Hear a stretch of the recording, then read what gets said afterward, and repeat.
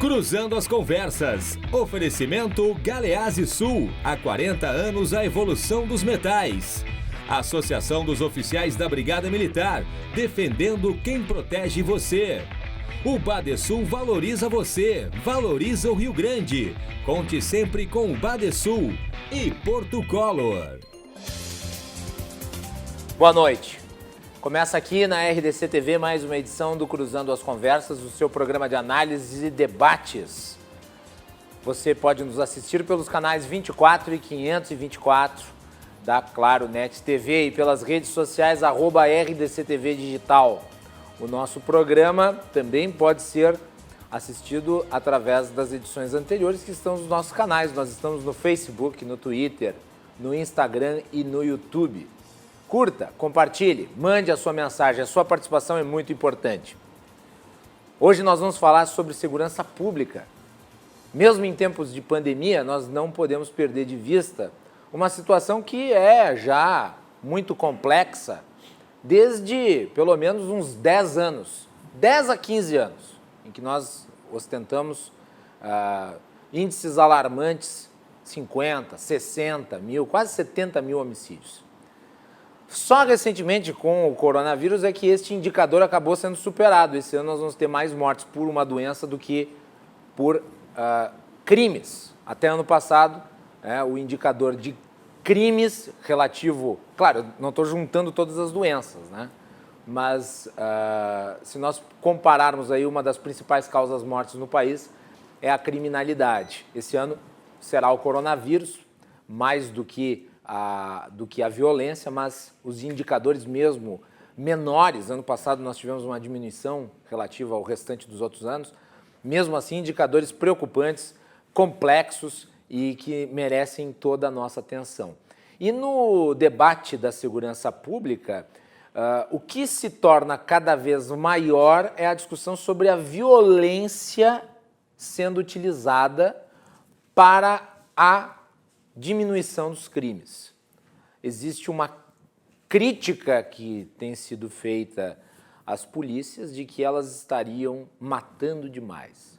Mas será que as polícias que matam demais também não morrem demais? Nós vamos falar um pouco sobre esse contexto na edição de hoje do nosso programa. O Cruzando as Conversas tem o oferecimento da Associação dos Oficiais da Brigada Militar e do Corpo de Bombeiros, defendendo quem protege você. De Galeazzi Sul, há 40 anos, a evolução dos metais. De Porto Color, soluções gráficas. A Porto Color, atendendo através do WhatsApp, tem os serviços da Porto Color na sua casa. E Badesul Desenvolvimento. Quem valoriza o Rio Grande está ao lado dos gaúchos em todos os momentos, principalmente nos mais difíceis. E o Badesul está sempre ajudando no desenvolvimento do nosso estado, com investimentos, inovação e muito trabalho. Com esse propósito, o Badesul contribui para o crescimento do Rio Grande do Sul e, junto com você, luta para superar todos os desafios. É pensando nisso e no desenvolvimento que o Badesul oferece oportunidades de financiamento para produtores rurais, municípios e empresas dos mais diversos tamanhos e setores. A gente valoriza você, valoriza o nosso estado. Badesul, Governo do Rio Grande do Sul, novas façanhas. Muito bem, na edição de hoje do nosso programa tenho o prazer de receber aqui o presidente da Associação dos Oficiais da Brigada Militar e do Corpo de Bombeiros, o Coronel Marcos Paulo Beck. Marcos Paulo Beck, bem-vindo. Boa noite. Boa noite. É um prazer para nós poder retornar a esse programa nesse tempo de pandemia, né? Nessa época de pandemia. Então, é um prazer estarmos aqui, poder cumprimentar a todos os nossos telespectadores, aos associados das OFBM, a todos os militares estaduais, especialmente, me permitindo, senhor Macalossi, cumprimentar a área de saúde da Brigada Militar, que tem exaustivamente, durante esses meses que nós estamos convivendo com o Covid-19, lutado, como eu disse, exaustivamente, mantendo rígida a tropa da Brigada e do Corpo de Bombeiros, não tendo perdido nenhum dos nossos valorosos policiais militares e bombeiros para essa pandemia. Muito bem. resultados muito positivos. Ficamos muito felizes porque a polícia é imprescindível, né? Mesmo nesse momento. Também está aqui comigo hoje no programa o promotor público, escritor Leonardo Jardim, autor do livro Bandidolatria e Democídio. Leonardo, bem-vindo, boa noite. Boa noite, Guilherme, boa noite aos nossos companheiros de mesa, boa noite aos telespectadores. Sempre é uma satisfação poder estar aqui debatendo, então, alto nível. Muito bem. E, por fim, nós temos também o Tenente-Coronel Jorge Alvarcem Pinto. Tenente-Coronel, bem-vindo, boa noite. Muito obrigado a todos aí, a acolhida. Que é o vice-presidente da ASOF-BM. Não, eu sou chefe da assessoria de inteligência institucional da ASOF-BM. Me atrapalhei aqui, desculpa. Tranquilo. Tenente. Nessa noite eu quero dar uma boa noite especial para os colegas do IGP, peritos aí que estão, é o dia hoje do perito do IGP, lembrado, que faz um trabalho muito importante na pandemia ou sob qualquer condição, qualquer lugar do Rio Grande do Sul, ajudando também nesse sistema de segurança que nós temos aqui. Então, parabéns a todos os profissionais aí, meu amigo Carlos, né, que é importante fazer esse trabalho. É isso. Muito bem, antes de a gente prosseguir, eu quero mandar um abraço para o Alexandre, motorista de aplicativo que me trouxe aqui de tarde na RDC TV, ele, nosso telespectador, me cumprimentou pelo programa, disse que nos assistia regularmente, assistiu a edição de ontem, aliás. Um abraço, Alexandre, obrigado pela audiência. Coronel Beck, o senhor foi, junto com seus companheiros, reeleito para mais uma gestão na ASOF-BM. Eu gostaria que tu falasse um pouquinho, antes de a gente entrar no assunto propriamente dito, mas falasse um pouco sobre esses 2 anos aí à frente da entidade e a perspectiva para os próximos 2. Perfeito. Nós enfrentamos, nesse período que fomos presidentes, e agora em maio fomos reeleitos a diretoria, uma nova diretoria, para mais um período na presidência da ASOF. Tivemos uma série, efetivamente, de vitórias, tivemos vitórias. A primeira delas, eu diria, nós construímos a nível federal, nos projetos que o governo federal apresentou. Hoje, as polícias militares e os bombeiros militares têm a integralidade, né, tanto na reserva, né, como os militares. É uma conquista da ASOF e aqui no Estado nós conquistamos uma coisa que estava prevista na Constituição e que não tínhamos, para não me estender muito, conseguimos construir o subsídio com as demais carreiras de Estado. Então, essa é... O que é o subsídio, só para entender? Para tentar explicar, nós tínhamos um salário da brigada, era por penduricalho, era com básico pequeno e uma série de vantagens em cima desse básico. Exemplo das demais carreiras, como o Ministério Público, a Justiça, demais carreiras de Estado tinham já a própria Polícia Civil o subsídio, e nós da brigada não tínhamos. O subsídio ele incorpora aquelas gratificações temporárias, né, ao soldo. Então, fica-se com um soldo maior, porque acabaram essas gratificações temporárias nessa última PL 285 que o governo estadual encaminhou. E temos uma série de desafios, né? Primeiro, manter exatamente correspondendo aos nossos sócios, os associados são exigentes e devem sê-lo. Uma associação existe para bem representá-los e garantir as conquistas que, ao longo de uma história, nós conseguimos, nós fizemos por onde merecer. Nesse programa mesmo, nós tivemos uma oportunidade com um deputado estadual que dizia que a brigada não fazia parte da história do Rio Grande do Sul. Deu um entreveiro grave aqui aquela vez. E a história do Rio Grande do Sul, realmente, ela muito escrita na história da brigada. A história da brigada se confunde com a própria história do Rio Grande do Sul. E isso realmente nos impõe uma série de responsabilidade, tanto para com o Estado do Rio Grande do Sul, porque a associação, quando trabalha pelos seus associados, na realidade ela está trabalhando para a sociedade gaúcha. E esse é o compromisso que nós temos com os nossos associados e com o todo da sociedade gaúcha, de trabalhar o melhor que pudermos. Toda a diretoria imbuída desse mesmo mistério, dessa mesma vocação, desse trabalho social. Muito obrigado pela oportunidade. Muito bem. Jardim, ontem tu esteve junto com o deputado Eduardo Bolsonaro, que também esteve na RDC TV, chegasse a falar com ele sobre uma das questões que estão meio que brecadas hoje relativa a rearmamento civil, que foi uma bandeira do presidente. Eu sei que tu também defende a possibilidade das pessoas se defenderem, a liberação das armas, por assim dizer. O deputado tem uma militância muito forte, veio para o Estado para falar sobre isso. Estava junto com o deputado Rui Irigaray. Chegasse a falar com ele? Sobre esse assunto específico, não. Eu recordo que houve alguma menção no programa a respeito disso, né, e que se expôs a alguma dificuldade que sempre se tem, inclusive quando se tenta, no meio do próprio Exército, tomar alguma medida mais liberal para proporcionar ao cidadão o direito de autodefesa, sempre se encontra muita resistência. Se criou já uma cultura no Brasil de entender que o brasileiro é uma criança, que não tem maturidade para se autodefender, que precisa ser protegido por um tutor superior, que seria, no caso, o Estado.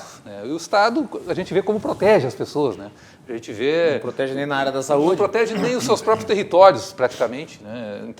Entrega territórios dentro de presídios minúsculos, entrega territórios para facções criminosas, localidades inteiras ficam à mercê de criminosos, e esse Estado que, com polícia sucateada, a brigada militar, eu vejo com dificuldade até para abastecer viaturas, é esse Estado que diz assim, não, meu filho, você não tem condições de se defender, você não pode se autotutelar, você não pode andar armado, você não tem maturidade para isso. Portanto, você deve aguardar que o Estado te proteja. É mais ou menos esse o argumento que a gente costuma ver, né, no sentido de que o brasileiro não está preparado para o exercício da autodefesa. A gente vê que, desde o Estatuto do Desarmamento, nós tivemos um incremento enorme no número de homicídios no Brasil, e o Estatuto do Desarmamento não teve a menor influência nisso aí, né? E eu recordo, antigamente, anos 80, anos 70, em que a taxa de homicídios era baixíssima no Brasil, porque nós não tínhamos o crime organizado, que é o que mata no Brasil. Sim, os crimes relativos ao tráfico de drogas. Todo o gaúcho aqui no Rio Grande do Sul, ele tinha na sua cintura a sua guaiaca com o coldre, porque não andava sem o seu 38.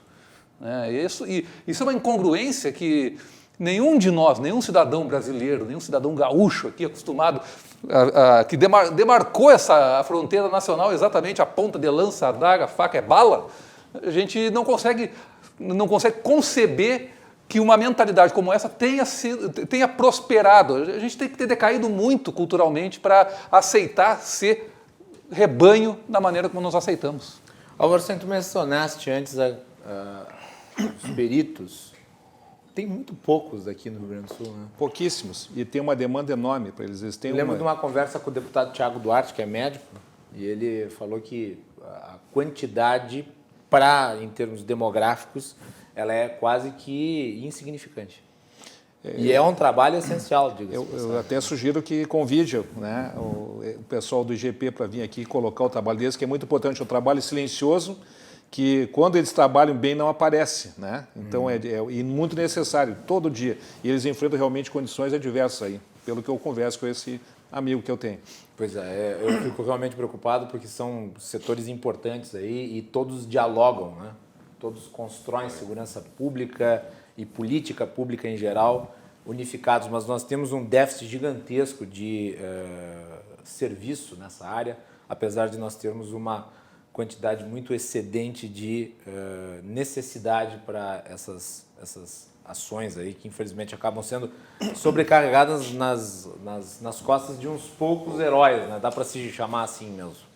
Bem, nós vamos falar sobre segurança pública. Fiz questão de fazer uma rodada genérica aqui com os nossos convidados, mas nós vamos falar sobre segurança pública e um dos temas candentes da segurança pública são essas recentes acusações de que a polícia, e eu falo polícia no sentido geral, né, os órgãos de segurança pública estariam ultrapassando o Rubicão do exercício da violência que é autorizado pela lei. A Melanie Rupental fez uma matéria já fazia algum tempo aqui para nós sobre isso, especificamente sobre isso. Eu pedi para que ela resgatasse a matéria, porque ela traz vários elementos que estão em debate hoje no país e depois nós vamos analisá-lo com bastante critério e cuidado aqui com os nossos convidados. Melanie, então vamos aí, críticas aos casos de violência policial. A violência policial é um tema delicado e que traz dois lados da moeda para o debate público. No mês passado, episódios de excesso cometidos por policiais, com abordagem que culminou na morte de George Floyd nos Estados Unidos, trouxeram à tona o tema de racismo e também da postura desses profissionais. Isso não só para o país em que aconteceu, mas também a discussão se estendeu pelo mundo. Aqui no Brasil, esses acontecimentos mexeram em uma ferida aberta e escancararam um grande embate na segurança brasileira, o alto número de mortes de policiais e por policiais. Um estudo do Fórum de Segurança Pública aponta que a letalidade policial em São Paulo cresceu 31% no período entre janeiro e abril, mas bateu recorde de mortes pela polícia durante a vigência da quarentena. Foram 119 mortes neste ano e 78 para o mesmo período no ano passado. As duras críticas à abordagem policial remetem à questão do racismo, apontando os principais alvos desses profissionais como periféricos, homens, jovens e negros. Em emblemáticos casos, como com Gabriel Nunes de Souza, de 19 anos, na periferia de Carapicuíba, em São Paulo. O jovem sofreu imobilização por estrangulamento após não conseguir frear a moto que conduzia e colidir com uma viatura. Ele foi imobilizado por um mata-leão e, em seguida, já deitado no asfalto, desmaiou por asfixia por outro agente que o pressionou com o joelho no seu pescoço por quase 1 minuto. Agora, outra questão desse debate. Dados de 2018 mostram que policiais civis e militares cometeram mais suicídio do que morreram em serviço. Foram 104 suicídios no país, o equivalente a 2 policiais mortos por semana, enquanto 87 policiais foram vítimas de crimes violentos letais, geralmente em confrontos nas ruas, como mostram os dados da 13º Anuário Brasileiro de Segurança Pública. O órgão também chama a atenção para a alta taxa de suicídio de policiais, que é de 23,9, enquanto no total da população é de 5,8 por 1.000 habitantes. Para especialistas, os motivos que podem ser apontados são estresse inerente à função e conflitos institucionais como assédio moral, fatores que, em conjunto, podem contribuir para essas mortes. Macalossi, voltamos contigo aí no estúdio. Bom, eu vou fazer uma breve introdução aqui para que os meus convidados comentem, mas essas imagens que a Melanie colocou ali, que são imagens impressionantes e que são lamentáveis, elas são imagens de um policial que não atua de acordo com o que a corporação da polícia toma como adequado, né? E a exceção não pode ser considerada a regra.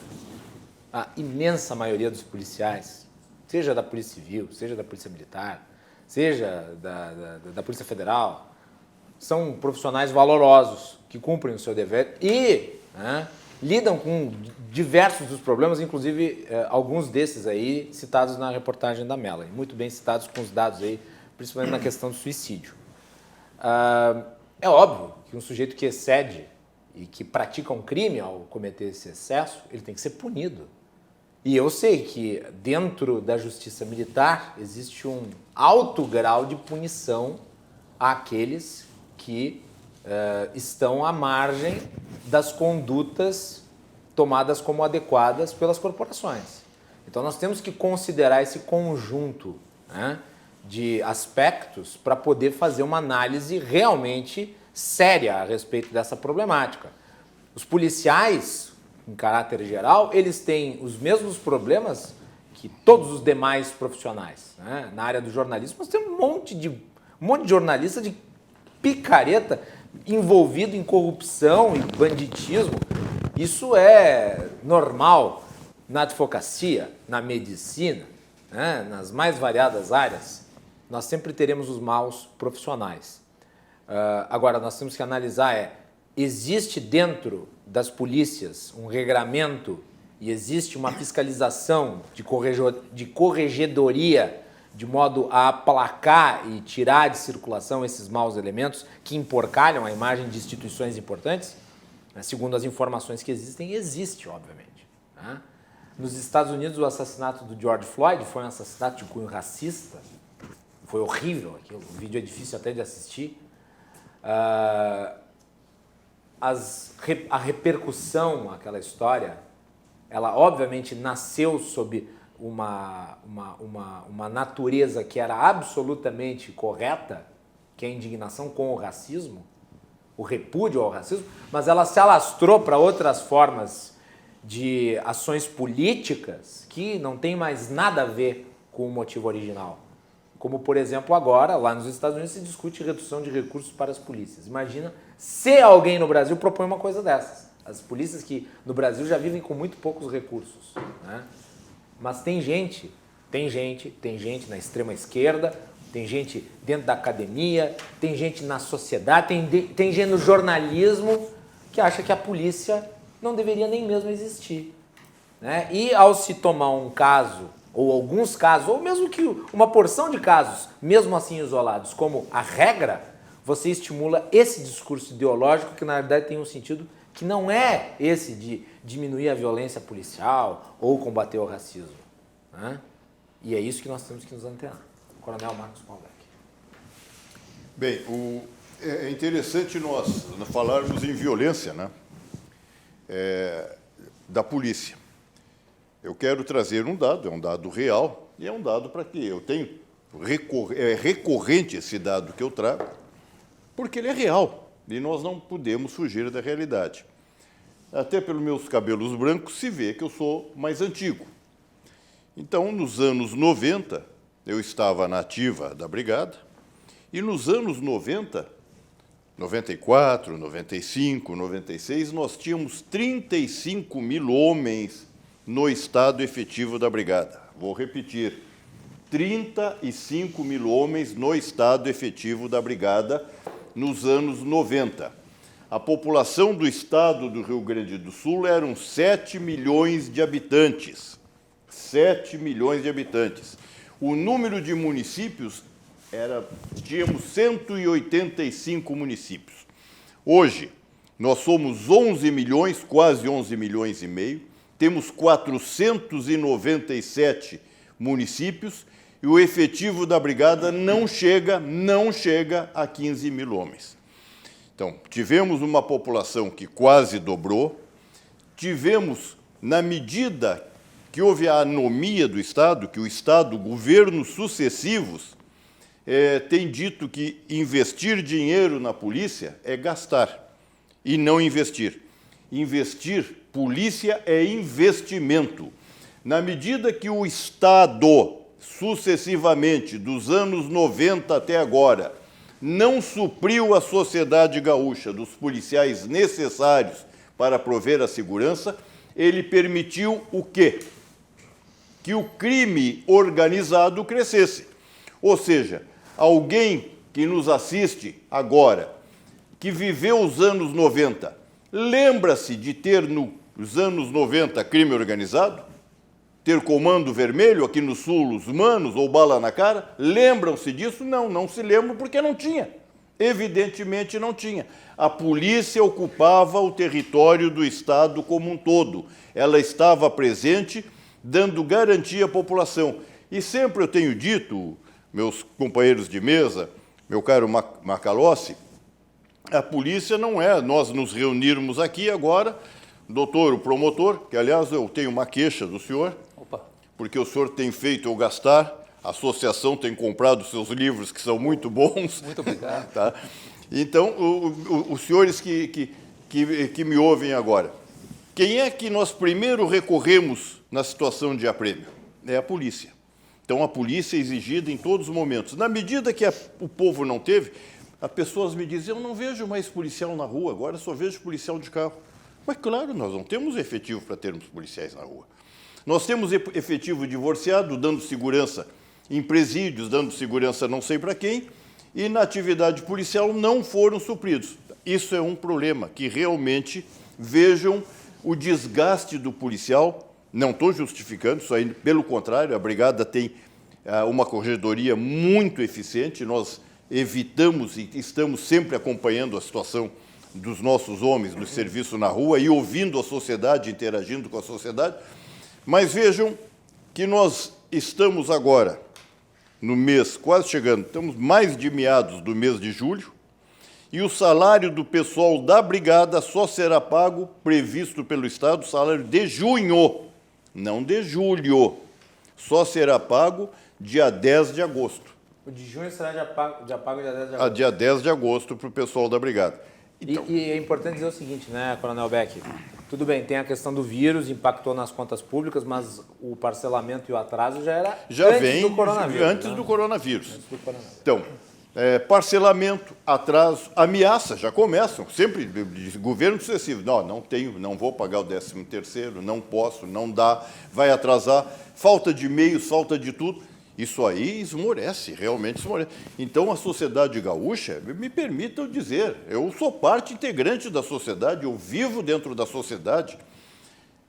Devemos, sim, agradecer aos valorosos homens da Brigada e do Corpo de Bombeiros. O Corpo de Bombeiros agora com cheia, seca, cheia, essa distribuição logística de medicamento em todo o Rio Grande do Sul. Nós estamos ali, continuamos fazendo, atendendo a sociedade. Boa parte daqueles que adoecem não tem, às vezes, dinheiro para ir para um hospital. São levados pela Brigada. E eu há pouco disse, cumprimentei a área de saúde da Brigada, que nós, com toda a superfície de contato, todo o oficial e o soldado, os praças da Brigada, o brigadiano de uma maneira geral, todo ele está em contato com a população. E não perdemos nenhuma pessoa. Então, graças à área de saúde, a rigidez do nosso homem, né, e os cuidados que o comando da tropa está tendo. Mas também todo esse desgaste, porque há que se convir que a sociedade, nós somos, hoje eu disse, mais de 10 mil homens. Se um comete um erro, a sociedade pinça aquele exatamente para denegrir uma corporação. E todas as entidades, todas, dentro de qualquer classe social, existe sempre aqueles que denigrem a classe social. Só que tem uma coisa, nós da Brigada não convivemos. Aqueles que denigrem, nós retiramos imediatamente. Agora, face a toda essa pressão psicológica que o homem sofre, o desdobre, porque ele trabalha muito mais, o risco de vida, ele cada dia que sai de casa, ele não sabe mesmo se vai voltar, e no país está cheio de exemplos dessa natureza, o atraso de salários, a necessidade da família. Agora, vão querer, boa parte dos brigadianos não tem, como boa parte dos gaúchos, eu sei que não tem internet. E os filhos dele, como é que estão para a escola? Está sofrendo. Ele mora na vila onde o tráfico de droga domina. Ele tem que se esconder de ser brigadiano na vila, porque senão ele é recrutado. Se não é recrutado via dinheiro, ele é recrutado no assédio moral do que pode fazer para o filho dele, para a esposa dele. Tudo isso aí a sociedade tem que saber e encarar. E chega na rua, boa parte das pessoas só cumprimentam um soldado, por exemplo, quando passam por ele, numa situação de aprêmio, quando estão precisando. Quando não estão precisando, ele é como um banco da praça, um poste de luz. Está ali esse brigadiano. Não, o brigadiano é que está. A segurança é a primeira necessidade de uma população. Não adianta saúde, hospitais de campanha, hospital não sei do que, não adianta nada se não tiver segurança nas ruas. A primeira das necessidades é a segurança pública. Então, também está na hora dos políticos, ao invés de entrarem no governo fazendo ameaças, dizendo que uma campanha que tem sido levada a público pela imprensa, parte da imprensa tem sim, denegrindo o funcionário público, militar, o brigadiano, o bombeiro são funcionários públicos, lutando pela sociedade. Nós temos exemplos no mundo todo, mas temos 2 exemplos relativamente recentes dentro do Brasil, que é o estado do Ceará, principalmente em Fortaleza, Sobral e outras cidades, e o Espírito Santo, principalmente em Vitória, o dia que a polícia saiu das ruas. Não vou dizer que é certo ou errado, que não é, mas o que houve naquela sociedade, o crime, o que se levou não só para o comércio, para as lojas, mas crimes contra a vida humana, não só contra o patrimônio. Se a polícia, e aí as pessoas normalmente ficam brabas comigo de outras categorias, não, tudo bem, todas as categorias do Estado é criado, é um mecanismo que através dos séculos chegou a essa conclusão, que é esse mecanismo, mas deixa algumas categorias não presentes ou fazerem greve que a população talvez nem sinta. Agora, deixa a brigada sair das ruas por um dia para ver quem vai sentir. E aí o governo tem que se reciclar. Os governos, principalmente o nosso governo atual, não tem história, mas que tenha, que leia, que veja que a Brigada garantiu essa história. O próprio nosso promotor citou a ponta de lança de baioneta. As fronteiras do Brasil foram conquistadas com lutas. E quem estava lá já éramos nós também nisso aí. Então, nós fazemos parte dessa história e para preservar que o Estado continue, há que encarar segurança pública como investimento. Jardim, eu gostaria que tu falasse um pouco sobre essa decisão do Fachin aí de não permitir que a polícia suba morro durante o período da pandemia. Qual que é o sentido disso e também, obviamente, essa questão da violência policial? Pois é, a gente tem que perguntar qual é o sentido da polícia subir o morro. É um morro que é dominado pelo Comando Vermelho, o morro que é dominado pela ADA lá no Rio de Janeiro. Imagina um lugar pacífico, para que a polícia tem que subir o morro? A gente fica pensando, por que será? Deve ter uma razão muito específica para o Partido Socialista Brasileiro ter ingressado com uma arguição de descumprimento de preceito fundamental para evitar que a polícia subisse o morro, porque na época de pandemia, imagina, não pode subir o morro. É inconstitucional subir o morro? É inconstitucional subir o morro, porque tem um estado de coisas inconstitucional acontecendo ali, a polícia está indo lá e acaba matando gente, e eles acabam utilizando mortes que então é melhor, como bandeira. No raciocínio do Fachin, é preferível não morrer ninguém e o tráfico se apropria do morro pacificamente. Não, o raciocínio tem que ser dentro da realidade. Né? O que acontece? Né? A oportunidade de ingresso dessa ação, né? Justamente quando nós temos aqui um ativismo feito em torno da questão acontecida lá nos Estados Unidos, que é o assassinato do George Floyd, que é uma abordagem de um policial branco contra um homem negro, e que ele acaba assassinando aquele homem negro. Isso pode ser interpretado como racismo, pode ter sido motivo racial, pode ser. Agora, ponto. A partir dali, nós temos toda uma corporação policial, e nós temos que considerar essa corporação policial toda racista por causa da conduta de um, mas é o que estão fazendo. Além da corporação policial... Detalhe, ele foi preso, perdeu a mulher...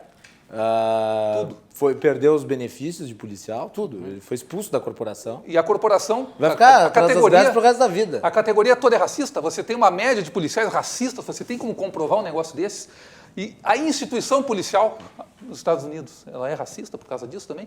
Aí você vai cortar investimento. Aí você vai trazer isso para o Brasil. O mesmo ativismo que é feito lá é feito aqui também há muito tempo, e não começou agora, né? Começou antes. Nós temos nessa DPF aqui como amicus... Considerando a mudança de lugar, os aspectos culturais distintos... Veja só, nós temos como amicus curiae nessa ação aqui no Brasil, vejam só, uma ONG de defesa de direitos humanos chamada Justiça Global. Eu sempre, quando eu vejo uma ONG dessas atuando num processo desses, eu vou lá no site da ONG e aperto nos apoiadores. O que significa apoiadores? É isso aqui, ó, é dinheiro. Quem é que injeta dinheiro naquela ONG? Pois essa ONG ela é apoiada por Fundação Ford, Open Society Foundation do George Soros, que é quem financia todo o Black Lives Matter nos Estados Unidos, ou praticamente tudo, OAK Foundation, Heinrich Böll Stiftung, Sigrid Rosen Trust, meu Deus, Fundo Brasil. Essa é até difícil de falar. Aí esse Fundo Brasil, que eu trouxe mais brasileiro que tem, eu fui ver quem é esse pessoal aqui. É um pessoal que foi fundado alguns anos atrás e que o capital inicial para começar foram 3 milhões de dólares injetados pela Fundação Ford. É esse pessoal que não quer que invista mais um centavo em presídios e que quer cortar o investimento nas polícias. Agora eu pergunto para o telespectador, pergunto Macalós, pergunto coronéis aqui, quem é que ganha com a polícia não tendo condições de sair para a rua e não podendo subir o morro? Quem é que ganha? Aquela câmera. Aquela câmera ali? Quem é que ganha, telespectador? Eu posso responder ou vocês podem responder. É óbvio que é o Comando Vermelho lá no Rio de Janeiro ou a facção criminosa que domina aquele morro. Então... E vamos falar claramente, porque é importante, tem se falado das milícias e tal. Hoje a milícia e o tráfico é a mesma coisa. Não tem mais distinção nenhuma. Né? Eles são concorrentes no mesmo nicho de mercado. Não tem mais. Antigamente, lá quando surgiram as milícias, elas surgiram para combater, fazer o combate fora do Estado contra o tráfico. Mas elas já tinham uma natureza criminosa. Uma novela da Globo que romantizou até o miliciano. E, obviamente, quando você diminui a força oficial de repressão, a força democrática de repressão, porque eu gosto desse conceito. A polícia é a democracia de farda. Né? Quando você enfraquece a polícia, você fortalece os inimigos dela. Isso é um efeito básico. O coronel foi muito feliz em contextualizar o que o policial está fazendo ali, né? Qual é a missão do policial? Ele vai subir o morro por quê? O policial é o último bastião da civilização contra a barbárie, que é o que é imposto nessas localidades para submeter populações inteiras ao jugo de traficantes de drogas muito ricos, muito poderosos. Esse negócio que eles são coitadinhos. Com conexões internacionais. Ninguém pode acreditar nisso aí. Esse pessoal de ONG que defende direitos humanos sabe muito bem que aqueles traficantes no morro, armados de fuzil até o dente, pelo amor de Deus, quanto custa um fuzil? Quanto custa um fuzil importado, russo, israelense, que a polícia não tem, que a polícia não pode usar, muitas vezes, porque temos restrição até de calibre para a polícia brasileira. Né? Então, esse ativismo que é feito em torno desses casos errados, que tem que ser punidos, esse policial que matou o George Floyd não é um policial, é um bandido. É tão bandido quanto qualquer outro bandido. Assim como o caso ali que a Melanie trouxe também. É punido. Então ele está recebendo a punição dele. Por que se quer punir a corporação que não tem nada a ver com isso e a instituição policial que não tem nada a ver com isso, beneficiando quem? É essa pergunta que tem que ser feita. Teve um caso mais recente em São Paulo de um policial também que subiu em cima do pescoço da mulher. Vai ser punido, eu tenho certeza. Aliás, a polícia de São Paulo, né, é uma das polícias com melhor resultado no país, a polícia séria. Existem polícias que têm um grau maior de corrupção, nós sabemos. No Rio de Janeiro, a corrupção é mais frequente na polícia. Aqui no Rio Grande do Sul não é assim. Né? Em São Paulo não é assim. E os maus elementos devem ser afastados. E não que o policial não seja tentado pelos bandidos continuamente, porque ele vive naquela dicotomia Pablo Escobariana da plata ou plomo. Gostei, como é que é? É a Pablo Escobariana, dicotomia. Ou você entra no nosso esquema, você aceita a nossa propina, ou a gente mata você, mata a sua família, mata a sua mulher, acaba com a tua vida. Né? E o policial resiste a isso. Por quê? Porque o policial não é super-herói, né? O policial não é imortal, mas ele é herói. Ele é herói na medida em que ele consegue se manter firme na sua missão, na sua dedicação à vida alheia de pessoas que eles sequer conhecem, né? Para tentar cumprir a missão cívica a que se propuseram quando prestaram o concurso e quando vestiram a farda. Isso é muito importante se enaltecer. Né?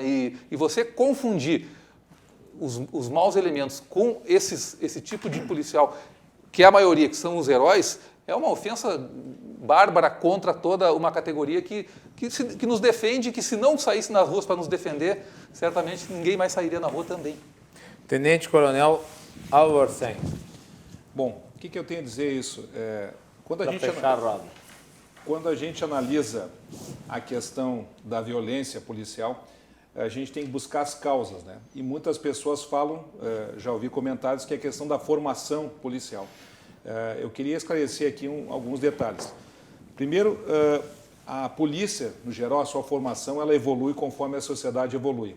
A partir dos anos de 1990, que a ONU editou os princípios básicos sobre o uso da força e das armas de fogo pelos funcionários responsáveis pela aplicação da lei, né?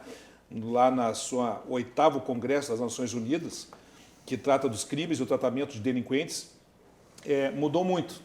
Mudou muito o currículo das academias, dos cursos de formação de soldado e sargento, onde foram introduzidas matérias da área de humanas, como direitos humanos, uso progressivo da força, técnicas de abordagem e defesa pessoal, da qual eu fui instrutor por toda a minha vida, praticamente, dentro da Brigada Militar.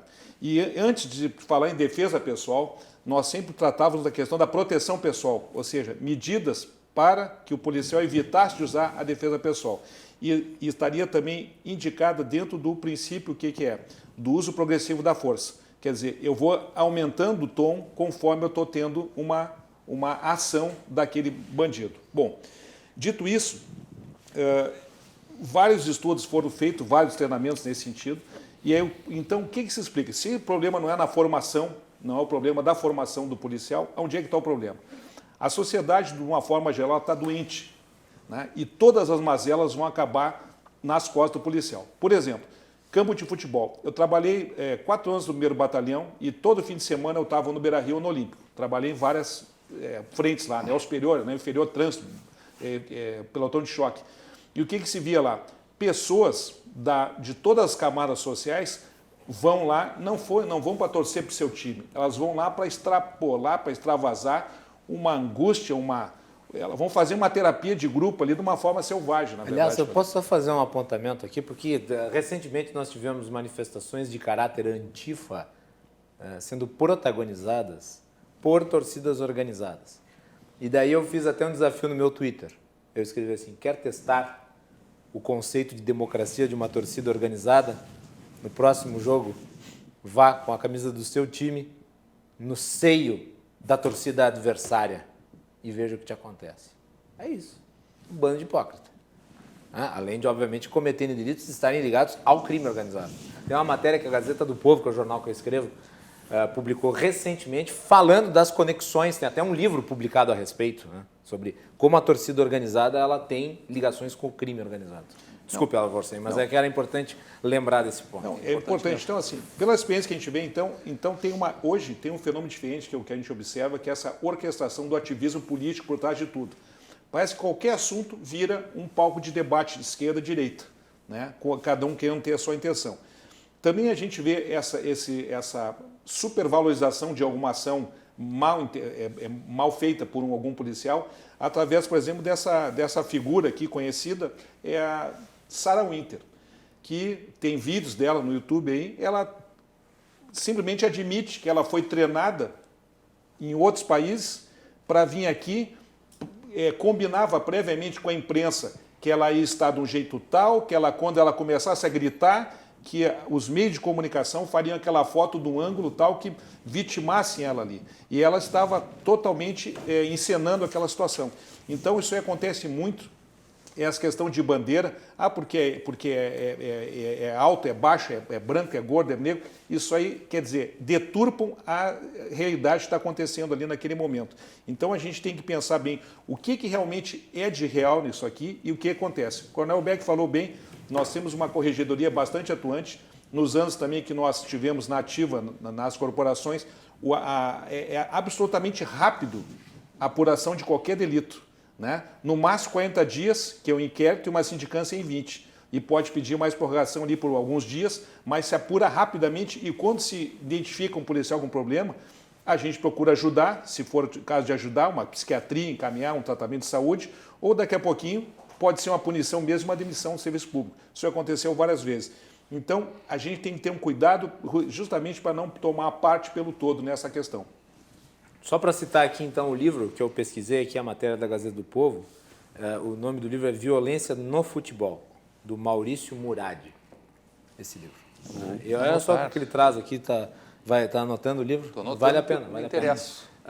Ele deu essa entrevista aqui para a Gazeta do Povo, daí ele estava comentando aqui, vejam só, de 2010 até 2016 foram 117 homicídios comprovados. É uma média de 17 a cada ano. É pouco. Peraí, mas torcida organizada cometendo 17 homicídios por ano? Não deveria cometer nenhum. Torcida organizada, pressuponho, é para organizar torcedores para torcer, para demonstrar paixão pelo futebol, não paixão pelo crime. Né? A coisa já seria doentia se fosse uma torcida de time adversário contra time adversário. Agora se matam entre os torcedores do mesmo time. Não, é simples. Na NFL, NBA, tem torcidas fanáticas. Quantas cometem homicídio? Eu não conheço nenhuma. Aqui no Brasil, não. Tem um detalhe também importante, relevante para tocar, também é o seguinte.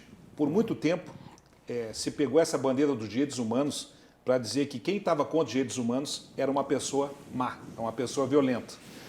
E eu digo isso aí com toda tranquilidade. Em 30 anos de carreira na Brigada Militar, eu jamais vi nenhum representante de direitos humanos ir consolar a viúva de um soldado morto numa ocorrência.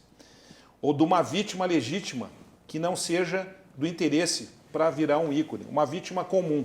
Nunca vi nenhuma ação dos direitos humanos realmente interessada nisso. Agora, quando dava publicidade, quando dava alguma coisa para dar um mote de um ativismo político de esquerda, o coitadinho, o fraco, o negro, não sei o quê, eles estavam sempre lá.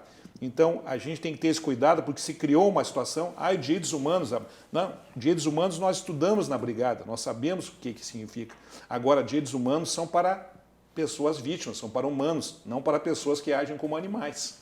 Né? Intervalo e voltamos na sequência. Nós vamos falar sobre soltura de criminosos durante o período da pandemia, que foi uma polêmica muito grande. E nós tivemos uma quantidade considerável aí de criminosos de alta periculosidade sendo soltos. Alguns não vão voltar para a prisão, né?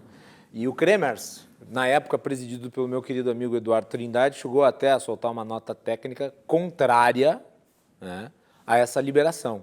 Porque a liberação ela nasce, só fazendo uma pequena introdução antes de a gente ir para o intervalo, essa liberação ela nasce a partir do receio, né, que a Defensoria Pública tinha de que os presos se contaminassem em casos de coronavírus. O que não fazia o menor sentido, porque o vírus não está dentro dos presídios, o vírus está fora, portanto solta a pessoa que está presa, ela se contamina fora, e quando ela volta para a prisão, ela leva o vírus para dentro da prisão. Então, só do ponto de vista técnico já não faz sentido, né? E daí, o que se viu foi um salvo-conduto, por assim dizer, né, para um desencarceramento em massa. Foi isso que aconteceu. E nós vamos analisar em detalhes depois do intervalo aqui no Cruzando as Conversas. Já voltamos.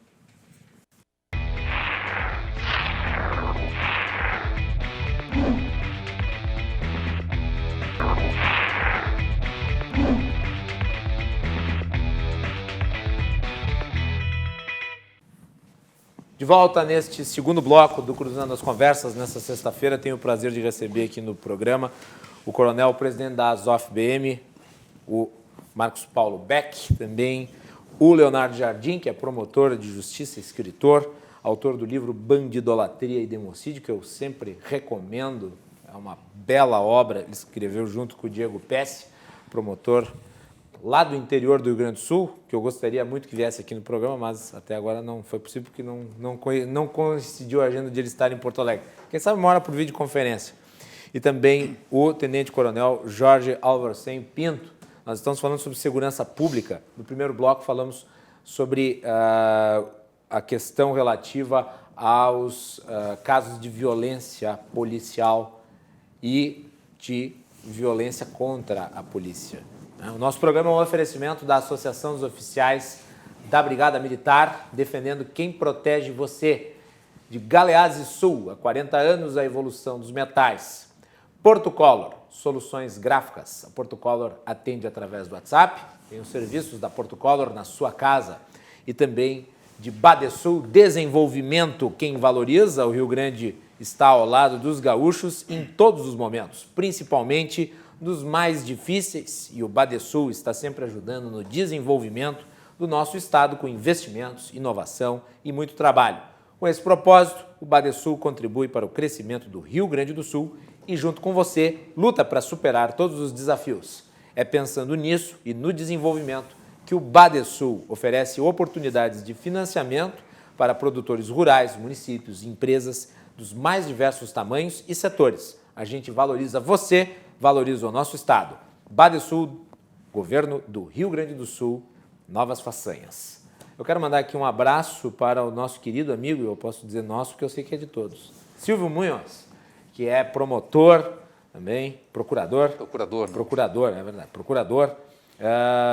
Manda um abraço para o Beck também. Abraço para o Silvio. Para o Jorge, para o Leonardo. Obrigado, Silvio, um abração, saudades do amigo. A última vez que eu encontrei o Silvio foi no lançamento da revista de Direito... Ai, agora me fugiu o nome, mas é uma revista jurídica organizada pelo Fábio Costa Pereira, ele e mais outros profissionais aí da área de segurança. Da Direito Militar? Não, de defesa. A Silvio, BEIC? Do Movimento da de Impunidade. Silvio, manda o nome da revista para eu divulgar aqui, por favor. Também mandar Tem um abraço artigo nessa revista aí. para a Hilda Santos, ela diz ótimo debate. O Adelmo Souza pergunta, ele parabeniza aí os participantes pelo programa, ele pergunta: um dos fatores deste aumento da violência, pode-se afirmar que a presunção de inocência até a quarta instância, a prescrição de crimes, esses dois princípios constitucionais que têm levado à impunidade, como consequência, leva ao aumento da criminalidade? Vou pedir para o Leonardo responder. Sim, Que é não. da área... Sim, no sentido de que quem tem dinheiro, quem tem condições, quem tem como bancar, como diz o Percival Pugina, a golpes de talão de cheques, um processo até a última instância, no último tribunal, no último agravo do recurso extraordinário, não sei o quê, esse consegue evitar a pena, consegue atingir a prescrição ou consegue morrer antes de ser transitada em julgado a sua condenação. Agora, quem não tem essa condição, essa pessoa não vai conseguir ter esse acesso, né? Porque, na verdade, o sistema hoje... Quem tem advogado bom. Né? Até pouco tempo atrás, o réu decidia quando é que o processo transitava em julgado, ou decidia por parar de recorrer, ou porque não tinha mais dinheiro para recorrer. Né? Essa medida ela beneficia os mais poderosos, não é só político corrupto, é também os chefões do crime organizado, que também tem muito dinheiro. Tem muito dinheiro. Né? Então, isso claro que contribui para a impunidade, mas não é algo generalizado. Dizem que há uma seletividade no nosso direito penal, no nosso sistema penal. E se existe seletividade, é aí. Porque é essa possibilidade de recorrer com base em argumentos que são normalmente sem qualquer fundamento, recursos meramente protelatórios, é uma exclusividade de quem realmente tem mais condições econômicas, né, para bancar isso aí. Mas, sem dúvida alguma, é um fator que ajuda, contribui para que os criminosos, em geral, se sintam impunes. Quando tem uma indústria recursal como a nossa, né? Na verdade, o que deveria estar se debatendo no Brasil... Indústria recursal é uma boa expressão. Indústria recursal. No Brasil tem tantos recursos que mesmo os advogados têm dificuldade de compreender quais são e como funcionam. Né? Tem recurso extraordinário, recurso especial, recurso não sei das quantas, agravos, enfim, uma quantidade absurda de instrumentos jurídicos que eles têm razão de existir no direito e nas democracias, mas que, da forma como estão postos, levam, obviamente, à impossibilidade de tu executar a pena. Né? O que, na realidade, inverte a ideia, né, de garantia e transforma ela apenas na garantia da impunidade. Se garante o criminoso. Se garante o criminoso. Não os seus direitos constitucionais, a sua inviolabilidade, a sua dignidade enquanto cidadão.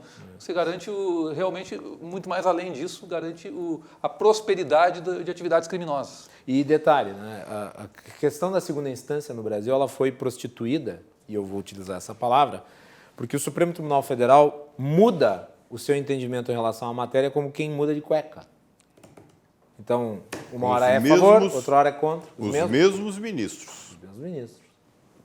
Mas não era para usar assim, por isso que nós autorizamos. Nós autorizamos porque era para usar de um outro jeito. Espera aí. Não existe isso. Não existe isso. Agora vai se o quê? Se delimitar uma tabela, uma escala Richter de quantos podem ser presos depois da segunda instância. É ridículo. Isso não existe, só no Brasil mesmo. É uma questão constitucional que é abstrata, de direito puro, tratada com argumentos factuais os mais rasos, né? Os mais descabidos. Muito bem, vamos adiante, vamos falar sobre a questão relativa à soltura de criminosos. Algum tempo atrás, eu encaminhei para alguns dos que estão aqui nessa mesa, inclusive o Coronel Beck e o Leonardo Jardim, meu artigo na Gazeta do Povo tratando sobre esta temática, né? A temática da soltura dos presos, que infelizmente se tornou regra, né, no Brasil e que agora, durante o período da pandemia, virou uma forma de se promover o desencarceramento em massa. Né? Eu argumentei, vejam vocês, está aqui, no seguinte sentido, com base no que o nome do título do artigo é A Justiça e a Contaminação de Banditismo em Meio ao Coronavírus. Até manda de novo depois. Depois eu mando novamente o texto para você, Beck. No último dia 17 de março, então veja, faz tempo, né? O Conselho Nacional de Justiça, o CNJ, publicou uma recomendação, e daí anotem aí o número da recomendação 62/2020, que estabelece as ações e medidas para se evitar a contaminação do coronavírus no sistema penitenciário brasileiro. O que deixou todos atônitos foi o conteúdo de tal recomendação, que estabelece em seu artigo 5º, inciso 3º, o seguinte: concessão de prisão domiciliar em relação a todas as pessoas presas em cumprimento de pena em regime aberto ou semiaberto, mediante condições a serem definidas pelo juiz da execução. Ou seja, aqui se permite uma decisão genérica, né? Mas não ficou apenas nisso. No inciso 5º do mesmo artigo também está escrito: suspensão temporária do dever de apresentação regular em juízo das pessoas em cumprimento de pena no regime aberto, prisão domiciliar, penas restritivas de direitos, suspensão da execução da pena e livramento condicional pelo prazo de 90 dias. Em suma, isso é o que está lá na recomendação do CNJ. Imediatamente a recomendação do CNJ foi encarada como ordem. Como ordem. Por muitos. Por muitos. Eu gostaria que o Leonardo começasse. Pois é. Aí é que nós voltamos à questão do ativismo. Ativismo judicial, que não é um ativismo que é feito por juízes, muito pelo contrário, o juiz é o destinatário desse ativismo, ele é apenas a última ponta, porque existem muitas organizações que sempre concatenadamente buscam trazer essas demandas ao judiciário, e essas demandas chegam invariavelmente ao judiciário via ações constitucionais como a ADPF, a Arguição de Descumprimento de Preceito Fundamental. E nós tivemos, dia 11 de março, a OMS declarando a pandemia. Não demorou mais que 1 ou 2 dias, aí eu tinha até as datas exatas, não tenho mais, a pastoral carcerária estabeleceu como uma meta que agora, durante a pandemia, nós temos que soltar todo mundo que estiver em grupo de risco, quem sabe todo mundo até, porque a cadeia por si é um local muito perigoso, onde o contágio deve ser muito mais acelerado que nos outros lugares. Então, dia 13 de março, ela estabeleceu essa diretriz, que em seguida foi cumprida por um partido político, acompanhado de algumas ONGs, que ingressaram no Supremo Tribunal Federal, logo depois que, dia 14 de março, se eu não me engano, o CNJ expediu aquela recomendação. Isso, dia 14. Né? E aí nós tivemos essa ação que chegou ao ministro Marco Aurélio, no Supremo Tribunal Federal, e o ministro Marco Aurélio ele decidiu. Quem conhece um pouco de direito sabe que as eficácias da sentença são a eficácia declaratória, eficácia constitutiva e eficácia condenatória. São as 3 eficácias em geral da sentença. Pois a decisão do ministro Marco Aurélio teve uma eficácia sugeritória. Ele sugeriu que se soltassem os presos em determinadas condições, criar uma regra, criar uma lei via CNJ e via STF, para que os juízes se sentissem não obrigados a soltar os presos, mas constrangidos a tanto, mas temerosos de que, uma vez que eles não soltassem os presos naquelas condições indiscriminadamente, vai que alguém se contamina realmente com Covid na cadeia, morre e tinha pedido para o juiz não quis soltar, o que vão dizer do juiz? Daqui a pouco vão acusar o juiz de ter culpa, alguma responsabilidade em cima de eventuais mortes. Colocaram uma faca no pescoço dos juízes, né? Muitos bravamente resistiram a isso, mas outros tantos, até talvez sem se sentir nem sequer desconfortáveis com isso, foram liberando presos a rodo no Brasil inteiro, aos milhares. Isso aí, evidentemente que em seguida a gente já viu acontecerem estupros, roubos, homicídios, cometidos por essas pessoas, coitadinhas, que estariam em risco na cadeia e que teriam que ser colocadas em liberdade porque é melhor que elas causem risco para os outros do que sofram um risco pessoal na cadeia por conta de algum evento criminoso que tenham cometido anteriormente. Mas o cidadão de bem tem que ficar em casa. Esse sim. O risco a ele... Tem que ficar em casa preso pela pandemia e pelos bandidos. Pelos bandidos. A polícia, por exemplo, não pode subir o morro. Tem que justificar muito subir o morro. Agora, quem é que se preocupa com o traficante que está lá no morro comandando tudo? Né, ninguém vai lá fiscalizar o trabalho do traficante, ou se o Comando Vermelho está fazendo quarentena, está fazendo lockdown, isolamento social, ninguém verifica isso. Toda a obrigação está em cima do Estado, o Conselho do policial, Nacional do de agente Justiça, de persecução criminal. Ele se preocupou com os coitadinhos dos presos, que estão lá sendo reeducados, mas não se preocupou com o pessoal da SUSEP, que estão dentro dos presídios. Viu, Beck, desde o dia que o CNJ publicou essa recomendação até a data em que eu escrevi o texto, já faz uns 2 meses aí que eu escrevi, 30 mil presos haviam sido soltos, segundo o Departamento Penitenciário Nacional. O secretário de Segurança nosso, o vice-governador, que é o secretário de Segurança, ele deu uma entrevista outro dia, até comemorando os índices de segurança, que quem está na rua realmente, basicamente, provendo isso, são os nossos brigadianos. Mas são mais de 6 mil presos aqui no Rio Grande do Sul que foram soltos, né? E boa parte desses presos vão para a rua. Tem aqui até, acho que é também do Dr. Bruno Carpes, eu vou ler aqui.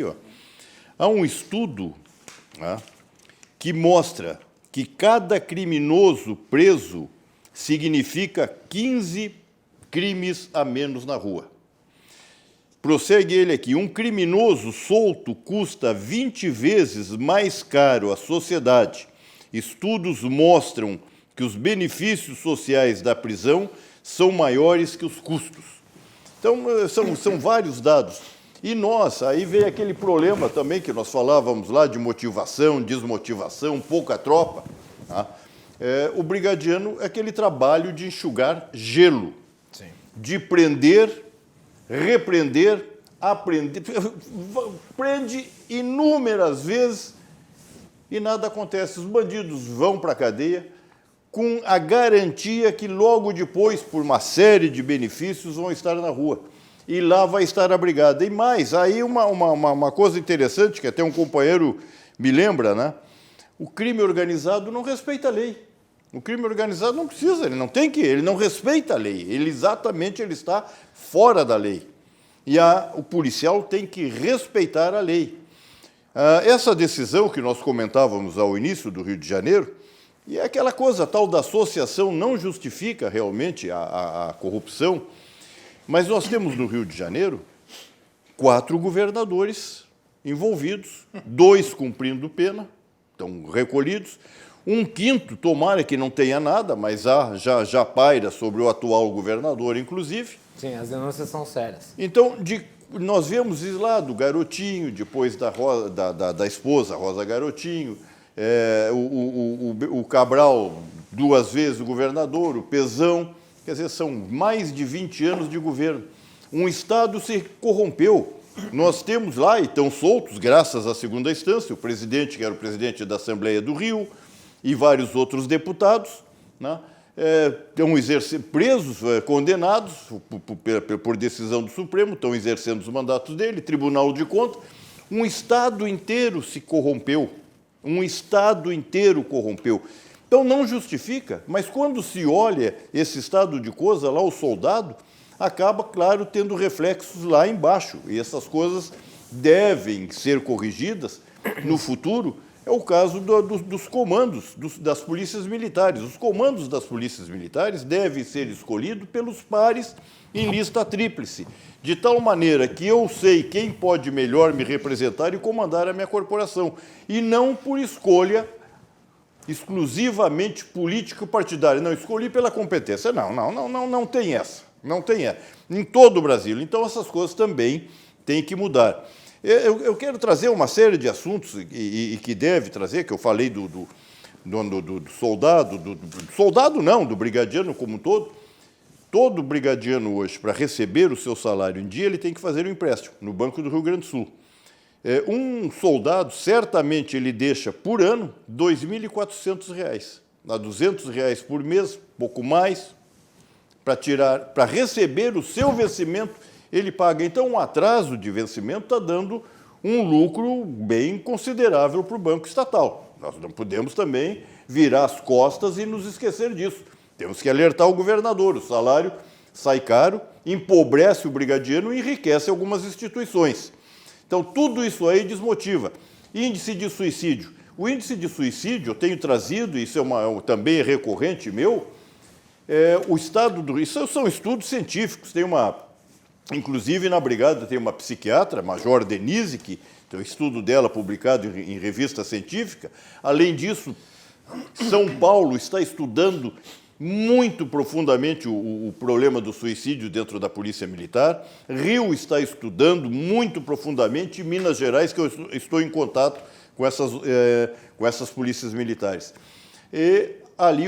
Mas aqui no caso do Rio Grande, esse estudo mostra que o Rio Grande tem basicamente, índice geral, estatístico, o dobro do suicídio do Brasil. Então, considerando razão da população, o Rio Grande tem o dobro do suicídio do Brasil. E a Brigada tem o dobro do suicídio do Rio Grande, ou seja, a Brigada tem 4 vezes o índice de suicídio do Brasil. Exatamente devido a essas pressões todas. Nós temos as audiências de custódia, nós não falamos. As audiências de custódia é uma espada sobre o policial. E eu tenho trazido, e pode também, já recebi críticas e não levar esse assunto. Não, nós tivemos um caso que ainda é recente, aconteceu o ano passado, de que as pessoas não fazem ideia o que são 4 toneladas de droga. 4 toneladas, eu não sei se é 4 mil quilos. E quanto isso representa em termos de finanças para o tráfico? Uma carga de caminhão, isso é milhões de reais.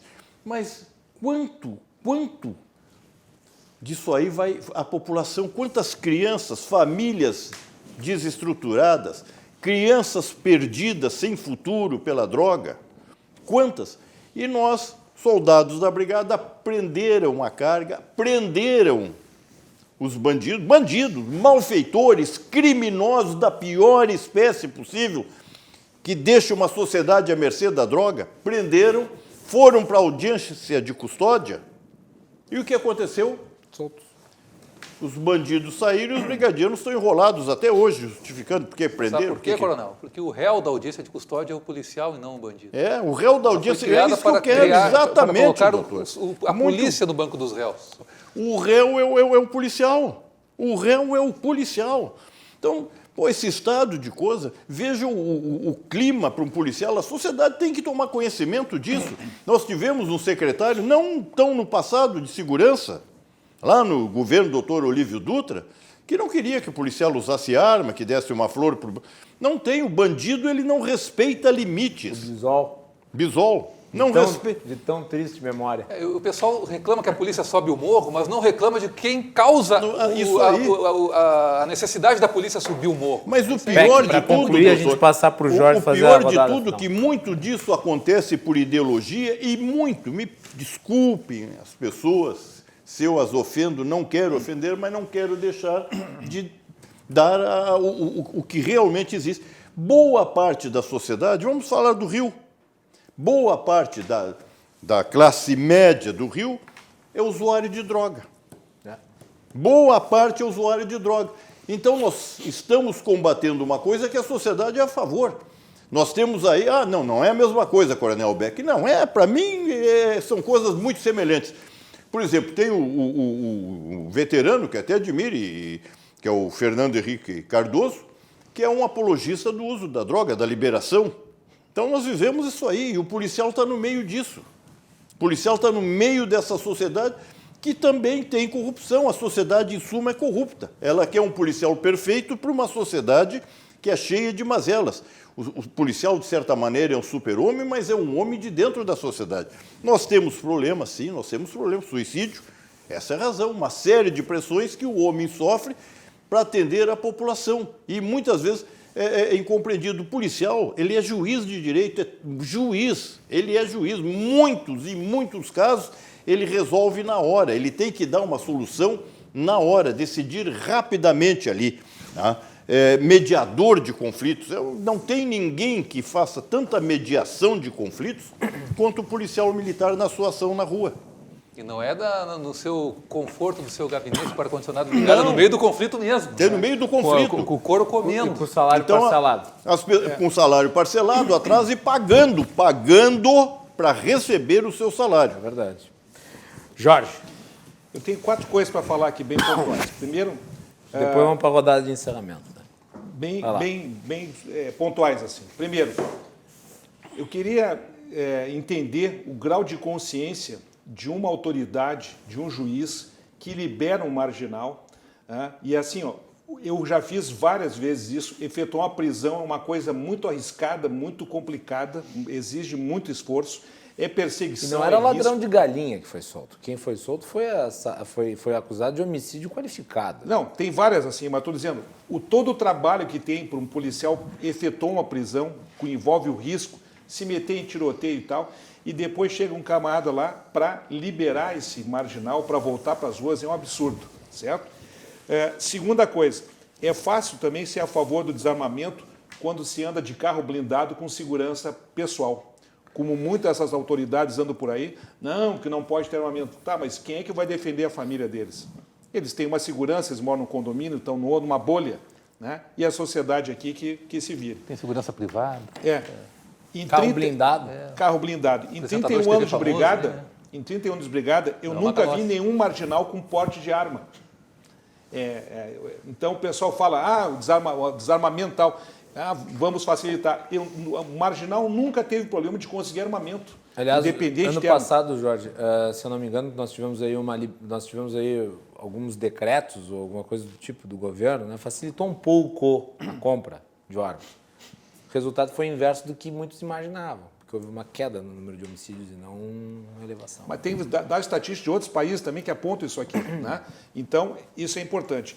E por último, eu só quero deixar aqui, não sei se vai ter outra rodada, mas rápida, daí só para despedir. Eu quero dizer o seguinte, eu não conheço outra profissão que o profissional, para ingressar nela, ele tem que jurar perante a bandeira nacional que vai cumprir a sua missão mesmo com o risco da própria vida. Ou seja, ele jura perante o pavilhão sagrado nacional que ele vai fazer o que tiver que fazer para defender a sociedade, mesmo com o risco da própria vida. Isso é para poucos. Não me esqueço de uma vez aqui em Porto Alegre, né, em que houve uma operação policial e os criminosos estavam armados e começou a dar um tiroteio no meio da cidade. E daí a polícia conseguiu matar os bandidos todos. Foi uma operação muito efetiva. Né? Teve um momento lá que... E toda a operação foi gravada através de câmera de segurança dos prédios ao redor. Né? E daí teve um momento lá em que os policiais tinham cercado... Um dos policiais estava numa posição privilegiada em relação ao bandido e ele matou o bandido. Só que o tiro ainda estava comendo. Aí, uma entrevistadora de um veículo de imprensa, não sei qual, foi fazer uma entrevista com o comandante, o responsável. Tal. Pergunta dela, mas não dava para prender? O policial avalia a situação, né?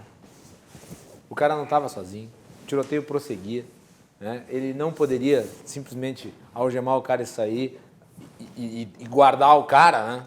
Era uma situação de combate. Porque não usou um laço, uma bolhadeira. O cara que pega um fuzil, aponta para o policial e atira, eu não posso esperar mais nada dele.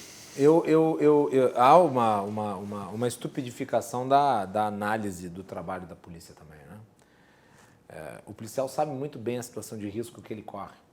E isso tem que ser considerado quando se faz reportagem sobre segurança pública. Né? E daí a jornalista foi lá perguntar para o comandante como se ele fosse um senhor do crime. Hã? O senhor por que não fez isso? Tá? Ela deve ser especialista em... Você lembra desse episódio? Operação policial. Aliás, está cheio de especialistas no Brasil, né? Sim. Cheio de especialistas em segurança pública que nunca tiveram no calor de uma prisão de um bandido, de um enfrentamento ao crime organizado, de uma troca de tiro, ou nem dentro de uma agência bancária assaltada.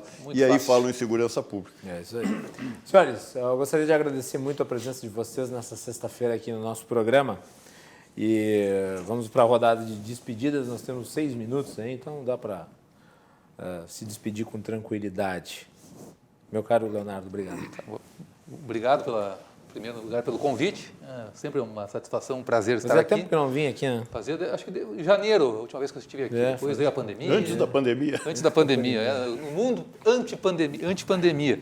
Aí tem aquela palavra que eu detesto, o novo normal. Novo normal.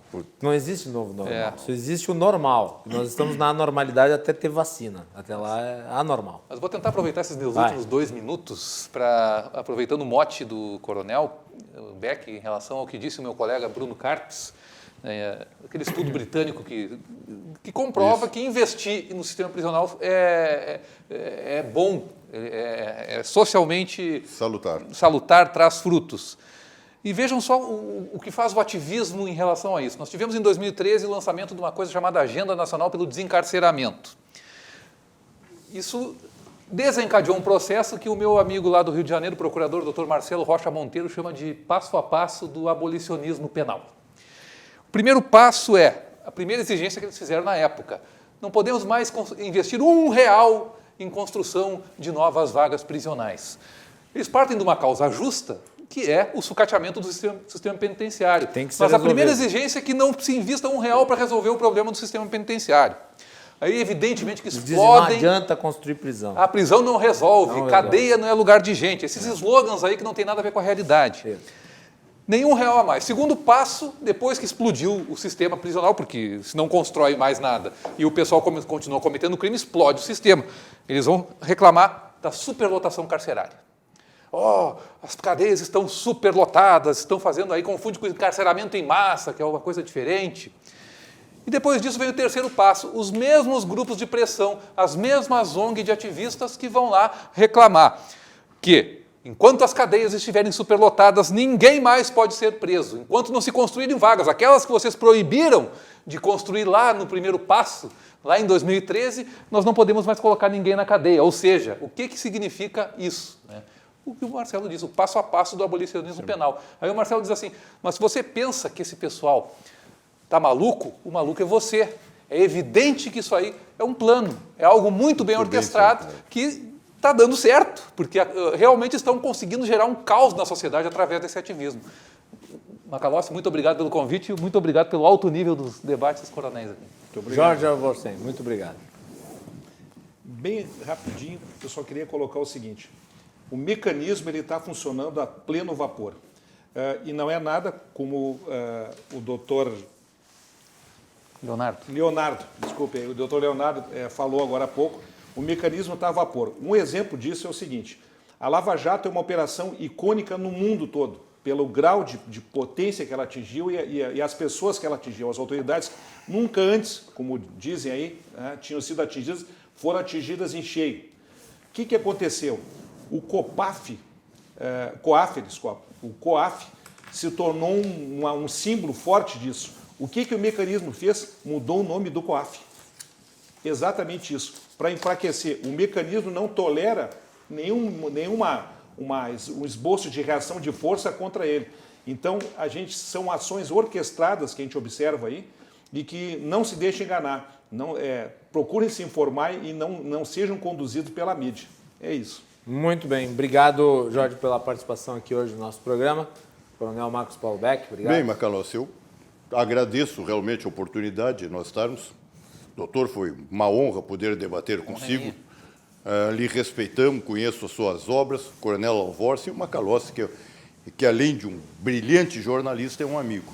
E eu quero dar um recado final que, lógico que nós temos muito ainda que caminhar, a polícia tem muito que caminhar, até para melhor servir a sociedade que nos assiste.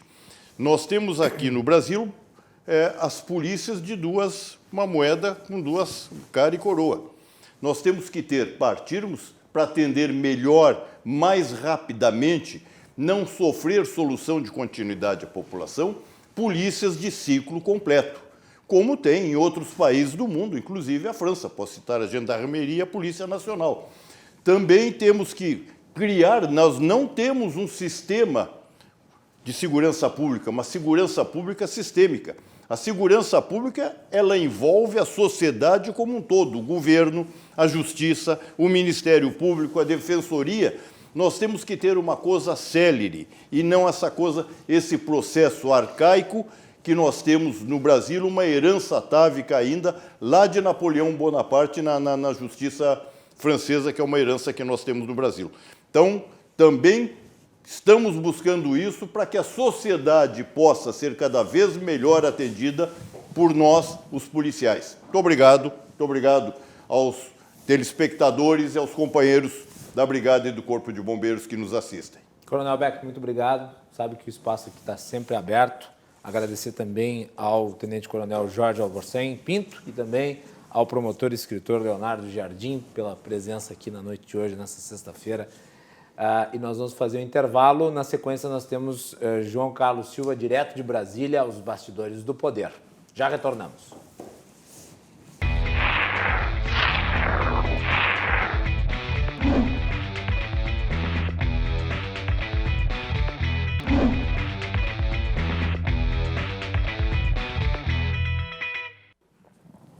De volta aqui na RDC com o Cruzando as Conversas, o último bloco, sempre com João Carlos Silva, os bastidores do Poder direto de Brasília.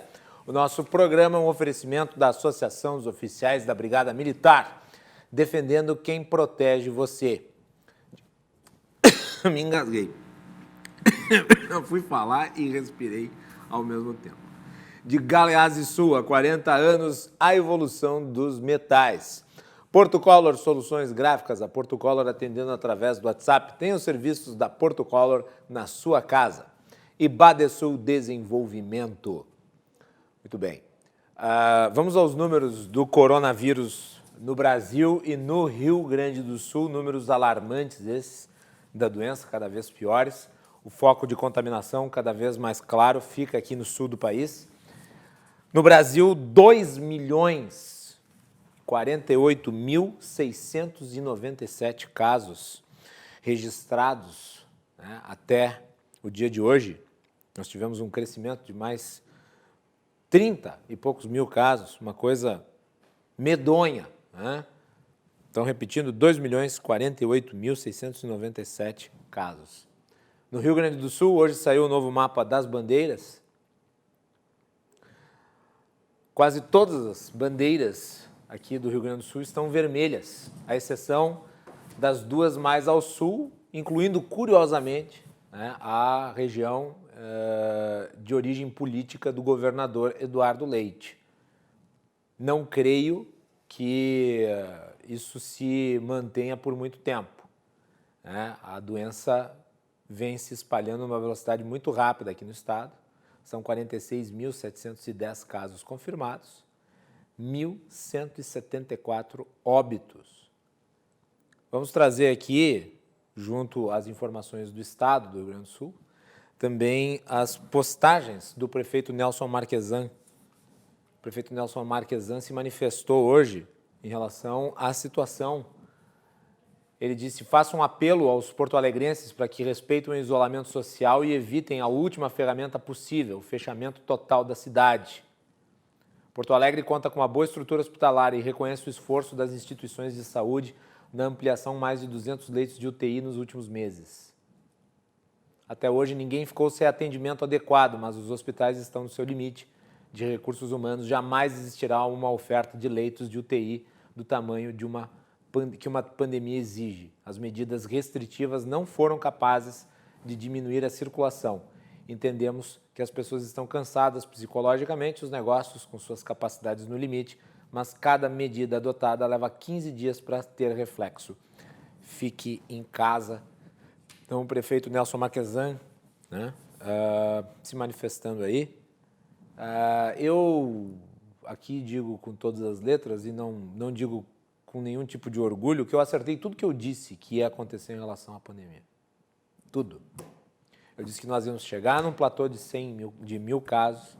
Eu disse que nós íamos passar de 100.000 mortes, nós vamos, nos próximos 15 dias. Eu disse que o período crítico seria esse em que nós estamos e nós não nos preparamos direito, né, em nível nacional e em nível estadual. Não nos preparamos direito. Não fizemos políticas públicas, não estabelecemos nem mesmo distanciamento social efetivo. E agora nós temos este aumento expressivo e ele se registra não apenas aqui, né, no mundo todo. Para vocês terem uma ideia, saiu agora a informação de que o mundo teve, pela primeira vez desde o início da pandemia, 1 milhão de casos nas últimas 100 horas. Não é pouco. Não é uma doença inventada. Não é uma conspirata. É um gravíssimo problema que só vai ser resolvido quando as vacinas estiverem prontas. João Carlos Silva, boa noite. Boa noite, Macalós, tudo bem? Tudo, mas olha, não dá para dizer que está tudo bem, né, João? Seria mentira. Esses números absurdos da pandemia no país é alarmante. Alarmante e preocupante, em todos os sentidos. Hoje eu estava assistindo o programa do meu amigo Reinaldo Azevedo, na Band News, e ele comentou uma coisa que faz todo sentido, né? A gente tem surtos de doença e, no mais das vezes, as pessoas que morrem nesses surtos são pessoas que nós não conhecemos, não temos contato. As mortes sempre são distantes e, para nós, são anônimas. Quando nós estamos diante de uma pandemia, não apenas essas muitas pessoas acabam morrendo, mas nós começamos a ver pessoas do nosso convívio morrendo e também pessoas que têm uma penetração pública sendo levadas por ela. E nós tivemos hoje a perda de um dos grandes jornalistas do Brasil, né? O José Paulo de Andrade, que fez da sua voz um símbolo do rádio, em particular da Band, mas do radiojornalismo do Brasil como um todo. Ele foi pioneiro na opinião de rádio. E ele tinha uma voz poderosa, reconhecida por todos. Eu que comecei o jornalismo, né, no rádio, sempre tive no Zé uma inspiração. E ele acabou morrendo por coronavírus. Ele tinha comorbidades? Tinha. Mas quantos brasileiros não têm? Ele morreu por coronavírus, não por comorbidades. João, as tuas impressões aí e, obviamente, a tua palavra sobre o Zé Paulo de Andrade.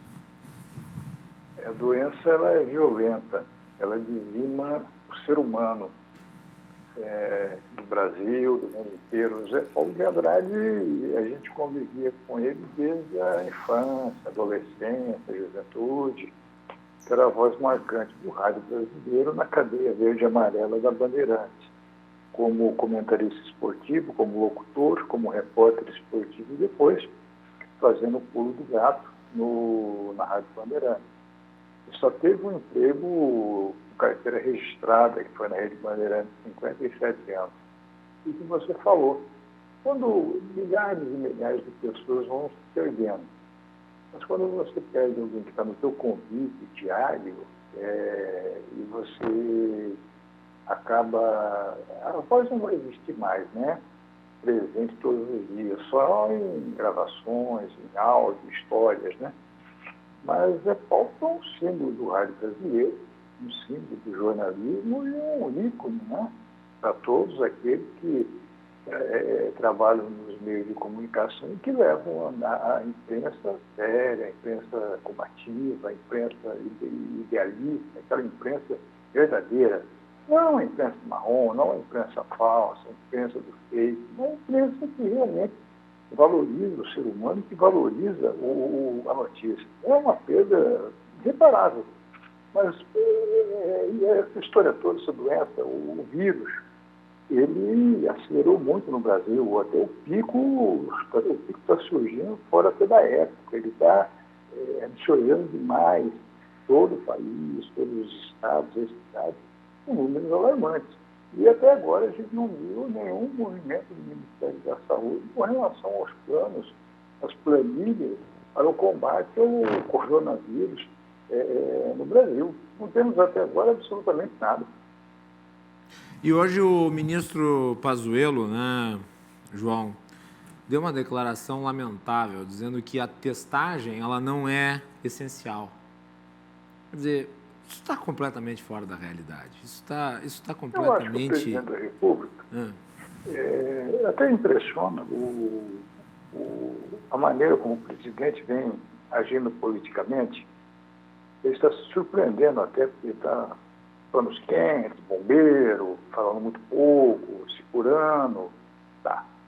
Mas eu acho que o presidente da República deveria transformar o general Pazuello na reserva e tirá-lo do Ministério da Saúde. Eu acho que passou da hora, ele precisa colocar lá dentro uma equipe técnica ligada à saúde, que tenha conhecimento de saúde, não um conhecimento... Mas, João, o problema é que isso é impossível de se operar, João. O presidente é um negacionista. Mesmo contaminado, ele é um negacionista. Não, eu concordo com você, mas veja só, você lê na entrevista do ministro Pazuello, aquela história que eu tenho dito, não dá para você dizer que ele é uma pessoa inexperiente. Não, ele tem um general. Na área dele, né, João? É óbvio que é um grande general. Na área dele, mas... Claro. E ele disse que ele trouxe 16, 17, 20 tantos militares da confiança dele para tocar o ministério. Não é por aí. Aquilo ali você não está tocando material bélico, você vai tocar vidas, é diferente. Tem que ter pessoas ligadas à ciência. E não tem. Todos os servidores que ele trouxe para o Ministério da Saúde não têm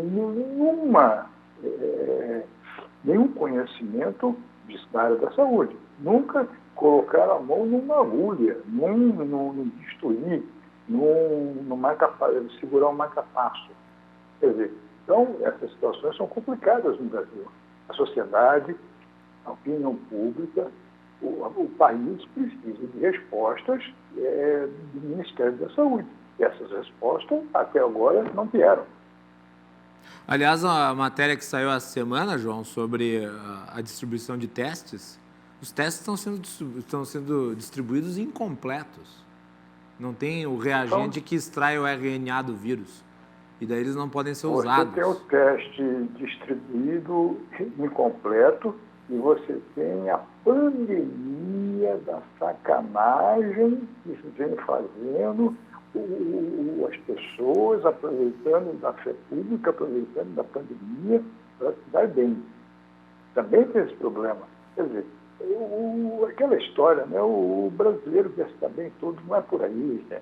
Eu acho que tudo tem seu modus operandi. O Brasil, nesse momento, o que falta? Você vê aí os médicos, a ciência falando uma coisa, o governo fala outra. Não é por aí. Você precisa ajustar o discurso. Questão de abertura, abre, fecha, abre, está errado. Acho que o Brasil deveria ter feito lá atrás uma política de saúde, preparar a sua população com relação ao coronavírus. Não fez. Quer dizer, agora você encontra problemas aí graves em todas as cidades brasileiras com um acentuado pico de pandemia, de aumento de infectados e de mortes. Recuperados começou a cair o número. Isso não é bom. João, olha, hoje eu devo dizer que eu acordei um pouco triste com tudo isso, porque nós não temos perspectiva. Esse é o problema principal. Né? Nós estamos aí com um platô de 1.000 casos de morte por dia. E o problema é que ninguém no governo federal reconhece isso. Quer dizer, a gravidade da situação. Tratam a coisa como se isso pudesse se normatizar, como se isso pudesse se normalizar. Como se nós tivéssemos que aceitar o destino de que é assim. Hoje o Boris Johnson, primeiro-ministro conservador da Grã-Bretanha, apresentou o plano de reabertura de 3 meses, depois de um fechamento de 120 dias. Charles de Gaulle estava certo, não estava, não? Estava. Tu disse, é a segunda vez que tu vai dizer essa frase essa semana, sim, mas tem que repetir mesmo, que está certo. Sim, isso não é um país sério. Se fosse, nós estaríamos na situação que nós nos encontramos hoje. Quer dizer, o Brasil está sendo dizimado com a pandemia e o governo até agora está com os olhos fechados para a situação. Então, ainda insiste nessa tolice irresponsável de prescrever cloroquina por live. Né? A ciência já disse que isso aí é uma utopia. Será que... É aquilo que eu estou dizendo para você. Vamos lá, o militar é bom na tua área, a formação dele. Agora, você colocar um exército dentro do Ministério da Saúde sem conhecimento nenhum de cloroquina, de vacina, de desinfecção, para tocar o Ministério numa situação que nós nos encontramos, é brincadeira, né? Esse é o problema, João. Paciência. Aí depois as críticas vêm, se acumulando, o governo acha ruim, chia, começa a debater, começa a esculachar a imprensa, a opinião pública. A ciência não é por aí. Eu acho que a situação tem que ser controlada. A verdade é o seguinte, a situação da pandemia no Brasil está incontrolável. Tá. Nós caminhamos aqui para um lockdown, isso me parece certo. Ou você fecha tudo, todo mundo em casa, que eu deveria ter feito isso há muito tempo, senão a situação já seria bem diferente, e tenta amenizar um pouco a situação, ou nós vamos viver dias de pânico. Aliás, estamos vivendo já, né? E quem fica dentro de casa vendo televisão, ouvindo notícias, entra em pânico. João, espero que a gente possa conversar segunda-feira, talvez com um ânimo melhor. Mas, de qualquer forma, não são tempos fáceis. Eu acho que não pode disfarçar e fingir uma alegria que não existe. Para você ver como o governo não se entende, o número 2 da Secretaria de Cultura foi exonerado de novo do mesmo cargo, Pedro Horta. É piada.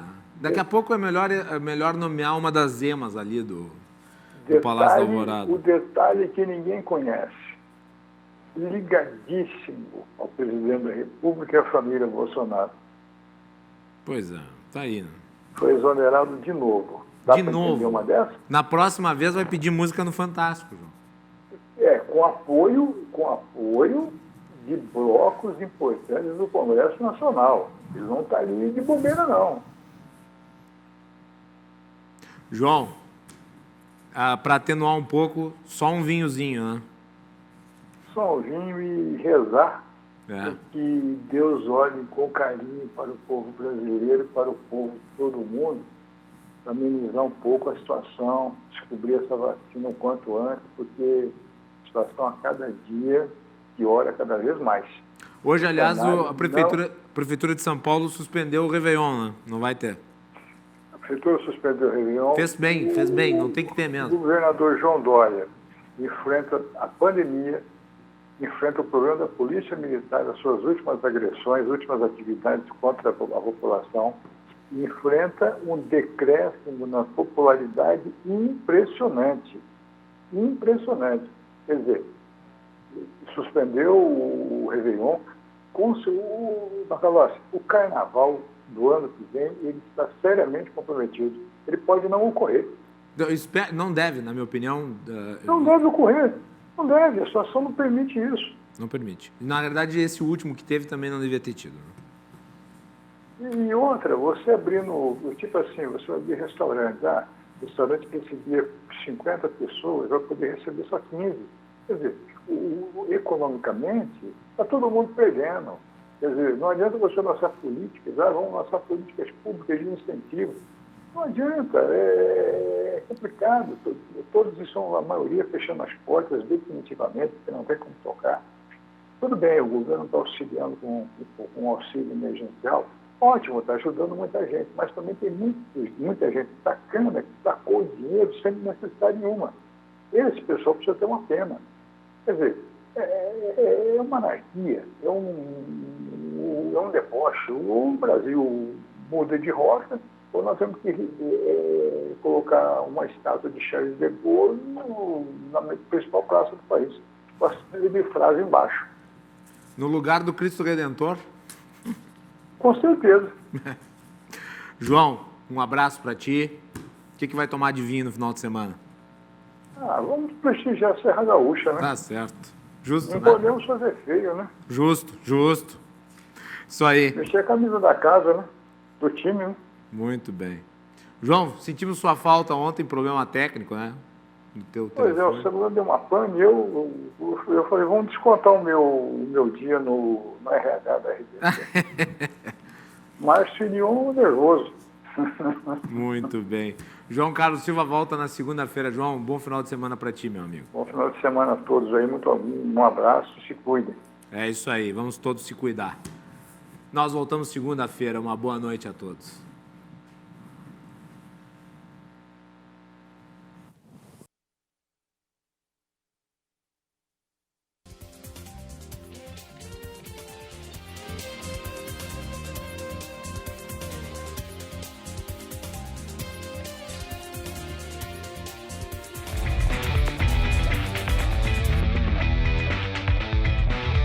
Cruzando as conversas. Oferecimento Galeazzi Sul. Há 40 anos a evolução dos metais.